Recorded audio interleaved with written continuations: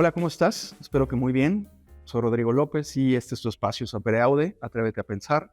Sobre todo vamos a construir juntos un nuevo entorno, un nuevo espacio de reflexión, de introspección, para generar nuevas ideas. Tal vez te ha sucedido que de repente estás ciclada o ciclado, como decimos coloquialmente, en algún tema, alguna situación, algún problema, algún escenario. Entonces, justamente la intención es esta, que te lleves nuevas propuestas y distintas posibilidades en base a este ejercicio de reflexión que hagamos juntos. La verdad es que estoy muy contento. El libro del que vamos a platicar en este capítulo es de un filósofo mexicano, empresario también, profesor. Puedo decir que es colega, aunque bueno, tal vez sea muy pretencioso de mi parte, también escritor, que muere en 2010. ¿Sí? Él funda el IPADE, la Escuela de Negocios, junto con otros empresarios, en 1967. Funda también la Universidad Panamericana y un año después el ICAMI, ¿sí? Que es donde yo tengo la oportunidad de colaborar actualmente. ¿De quién estoy hablando? Del doctor Carlos Llanos y Fuentes.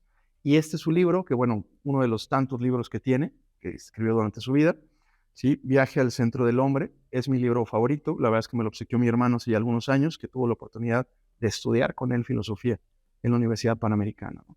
Entonces, como saben, la dinámica, yo voy a hacerlo de manera muy, muy puntual, algunas ideas que me gustan mucho del texto, y sobre estas ideas desarrollaré algunas reflexiones, que la intención es que justamente nos puedan acompañar en la cotidianidad de nuestro día a día, ¿no?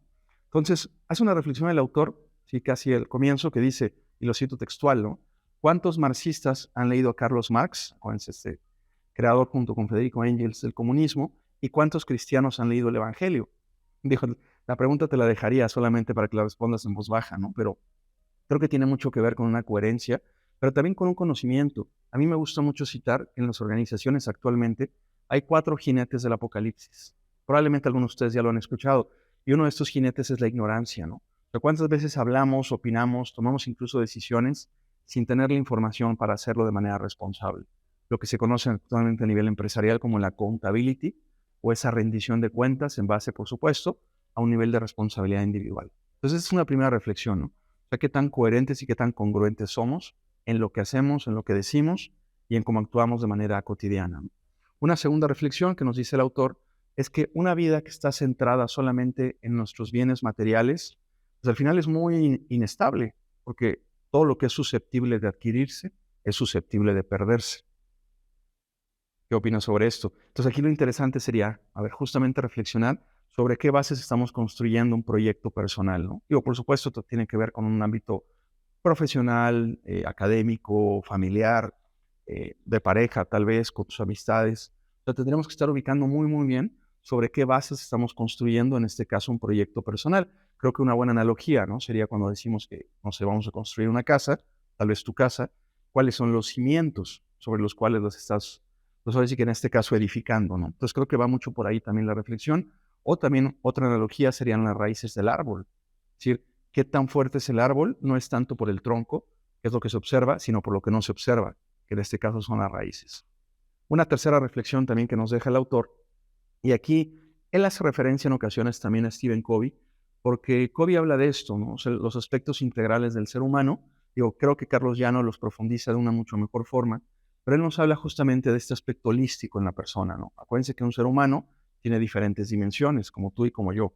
La parte física, la parte intelectual, la parte afectiva o social también, y la parte espiritual. Entonces, se me hace interesante porque la parte espiritual, en ocasiones hay personas que la confunden con la parte de religión, y son dos cosas distintas. Es decir, hay personas, y es muy válido, que en alguna religión encuentran respuestas. Y eso creo que yo pienso que puede ser muy coherente si tu estilo de vida va alineado a esos principios que se pregonan, ¿no? Sin embargo, la parte espiritual para mí es más profunda que la parte de religión, porque tiene mucho que ver con el conectarse con uno mismo y el estar identificando incluso desde dónde estamos operando en cuanto a las decisiones que tomamos en el día a día, ¿no? O sea, ¿cuál es ese fundamento o incluso ese criterio que nos acompaña para estar identificando lo que es correcto de lo que no lo es?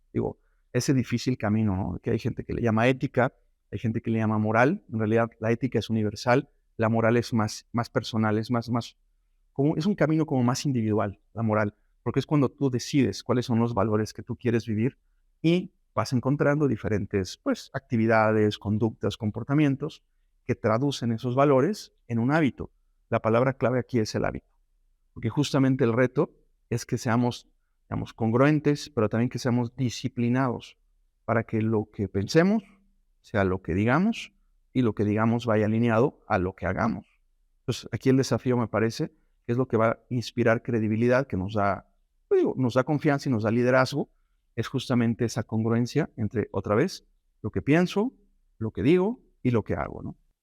Y es interesante estos aspectos que nos menciona el autor, porque justamente el desafío, acuérdense, en este concepto integral de la persona, y la parte física, la parte espiritual, la parte social o afectiva y la parte también intelectual, tenemos precisamente, como les mencionaba, que construir esta congruencia entre lo que yo pienso, lo que yo digo y lo que yo hago, ¿no?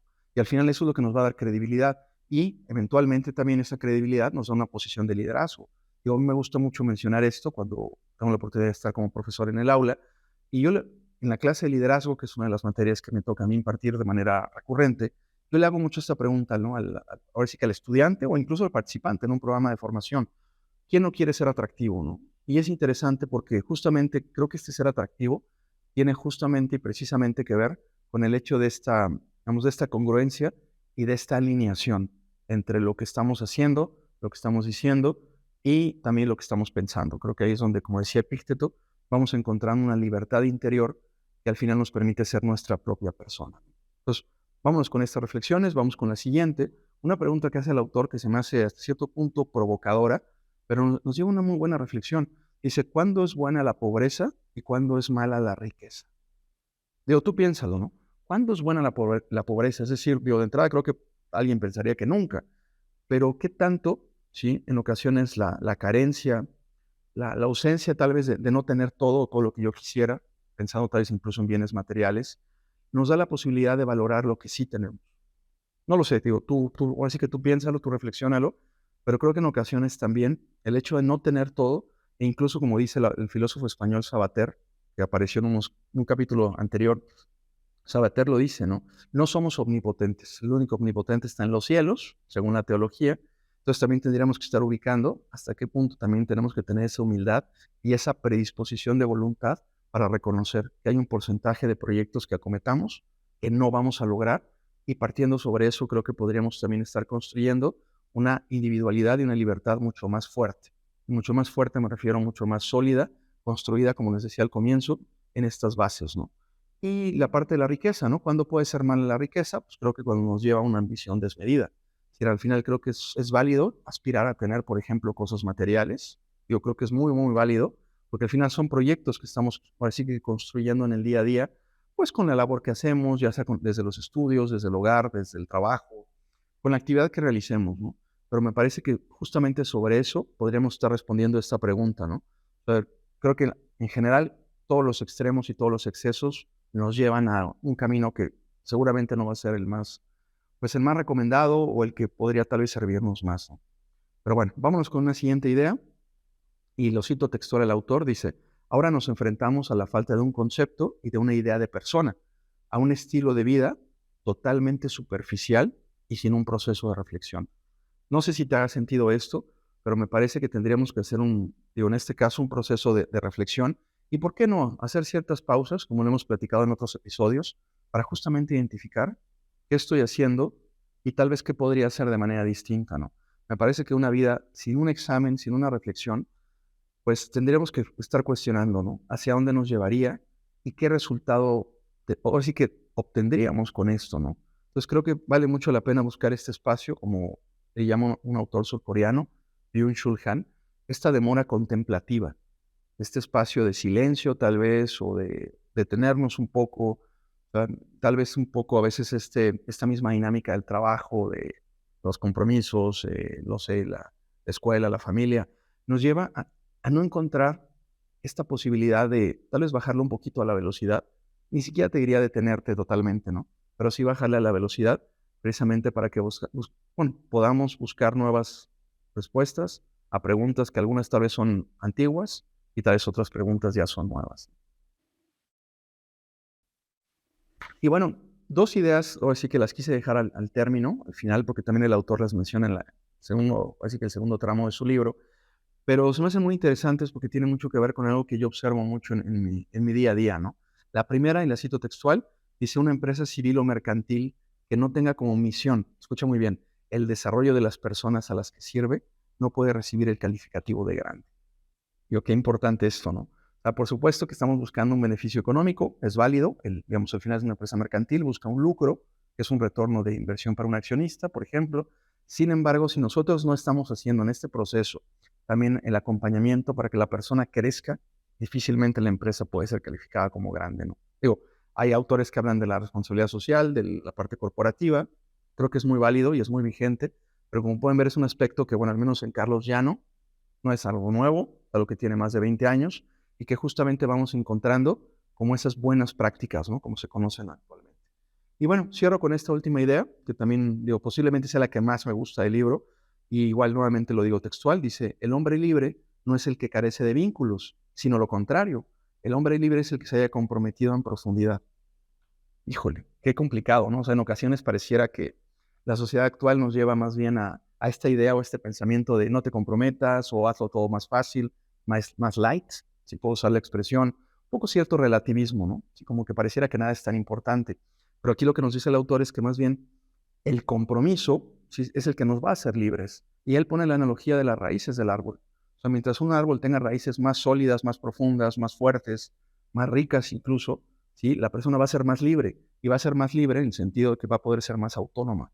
Entonces va a poder estar encontrando incluso la fuerza para tal vez desafiar ciertos escenarios, ciertas costumbres, ciertas ideas generalizadas o preconcebidas como juicios tal vez o ciertas creencias. Y eso justamente le va a permitir estar construyendo esa individualidad que le va a dar la libertad de ser su propia persona. Entonces, quédate con esta idea. Digo, como cada capítulo, te invito a reflexionar sobre esta propuesta, pero qué tanto en verdad esta libertad tú le estás trabajando actualmente y eventualmente esta libertad te va a acompañar para que tú llegues a ser la persona que quieres ser y que sabes que puedes ser, ¿no? En base al potencial que tú identifiques. Pero bueno, para mí, como sabes, es un privilegio estar contigo. Soy Rodrigo López. Este es tu espacio. Este es ahora sí que tu posibilidad de estar reflexionando y construyendo nuevas ideas. Nos vemos en un siguiente capítulo.